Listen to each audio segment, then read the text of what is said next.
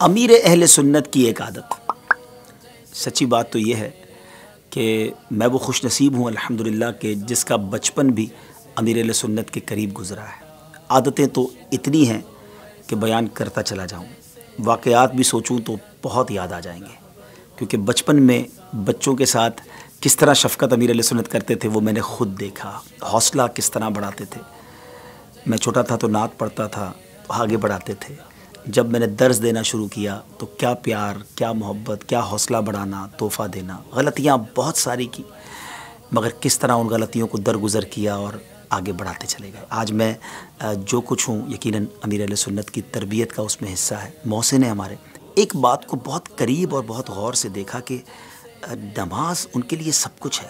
سب سے پہلی چیز نماز ہے. ہم نے اگر گاڑی میں بھی جانا ہوتا تھا تو آپ کا پہلا سوال یہ ہوتا تھا کہ ٹائمنگز کیا ہوں گے، نماز کے لیے کہاں رکیں گے. جہاز میں جانا ہے تو فلائٹ ایسی بک کرنی ہے جس میں کوشش کی جائے کہ نماز کا ٹائم ہی نہ آئے، اور ٹائم آئے تو اب نماز کیسے ادا کرنی ہے. مثالیں بہت ساری ہیں میرے پاس. میں دو باتیں آپ سے کر لیتا ہوں. اس بار مدینہ شریف جانے کا، مکہ پاک سے مدینہ شریف جانے کا یقیناً زندگی کا سہانا سفر تھا.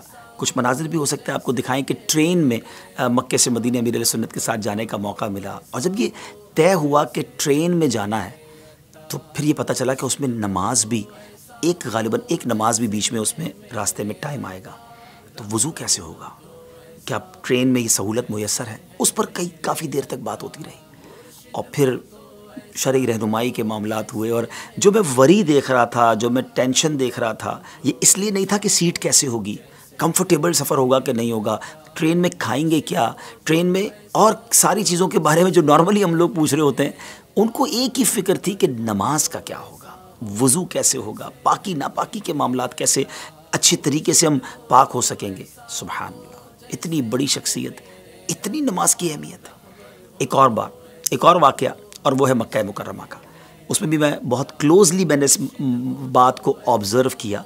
اور غالباً یہ رات تھی 10 ذو الحجہ کی. مینا میں ہم تھے اور طواف الزیارہ کرنے جانا تھا. امیر اہل سنت، عشاء کا وقت ہو چکا تھا. امیر اہل سنت جب خیمے سے نکل رہے تھے تو آپ نے فرمایا عشاء پڑھ لیتے ہیں. میں ہی وہ مشورہ دینے والا تھا کہ میں نے کہا حضور حرم شریف جا رہے ہیں، وہیں عشاء پڑھ لیں گے تو انشاءاللہ زیادہ ثواب ملے گا. دل جوئی اور بات ماننا، سامنے والے کے مشورے کو اہمیت دینا. کوئی سیکھنا چاہے تو امیر اہل سنت سے سیکھے. آپ فرما سکتے تھے کہ نہیں بیٹا نماز یہیں پڑھنی ہے. شاید میں سمجھتا ہوں میری دل جوئی کی بھی نیت کی ہوگی کہ ٹھیک ہے چلیں آپ کہتے ہیں تو وہاں پڑھ لیں گے. اب ہم مینا سے نکلے، بس میں بیٹھے. بس ہے کہ چلنے کا نام ہی نہ لے. Traffic jam. میں امیر اہل سنت کے بالکل قریب بیٹھا ہوا تھا. ہم لوگ باتیں بھی کر رہے تھے اور رش بھی دیکھ رہے تھے، حج کے معاملات بھی ڈسکس ہو رہے تھے، مگر ان کے چہرے پر فکر، ٹینشن. ہر تھوڑی دیر بعد گھڑی دیکھنا. اور وہ ٹینشن کیوں تھی کہ نماز پڑھنی ہے، نماز پڑھنی ہے. ہر تھوڑی دیر بعد امیر اہل سنت کی زبان میں دیکھ رہا تھا کلوزلی کہ آپ بے کل ہیں، آپ بے چین ہیں. اور جب میں نے بہت زیادہ کیونکہ اس میں ہمیں 2-3 گھنٹے لگ گئے، رات کے تقریباً شاید 2-2:30 بج گئے، 3 بج گئے. اچھا لگتا تھا کہ ہم پہنچ جائیں گے حرم شریف فجر سے پہلے تو عشاء پڑھ لیں گے، لیکن یقین کریں ناظرین مجھ سے دیکھا نہ گیا ان کی یہ بے چینی والا عالم. تو میں نے عرض کیا کہ حضور ایسا کرتے ہیں ہم اتر جاتے ہیں بس سے. قریب ہی ہماری رہائش تھی عزیزیہ میں، ہم اتر جاتے ہیں، آپ پہلے عشاء پڑھ لیں، اس کے بعد سکون سے ہم حرم شریف جائیں گے. امیر اہل سنت کو جیسے وہ کہتے ہیں نا گمشدہ خزانہ مل گیا، اور چہرے سے بشاشت. حالانکہ تھکن تھی، ہم بھی چاہتے تھے جلدی حرم شریف پہنچ جائیں، طواف الزیارہ ہو جائے، مگر آپ بس سے نیچے تشریف لے آئے، اپنی گھر پر رہائش گاہ پر گئے، عشاء ادا کی. ہم نے کہا چلیں، کہتے نہیں آپ فجر پڑھ کے جائیں گے، کیا پتہ پھر ٹریفک پہ پھنس جائیں. یعنی سب چیزوں سے بڑھ کر نماز. سبحان اللہ، کیا ہستی ہیں.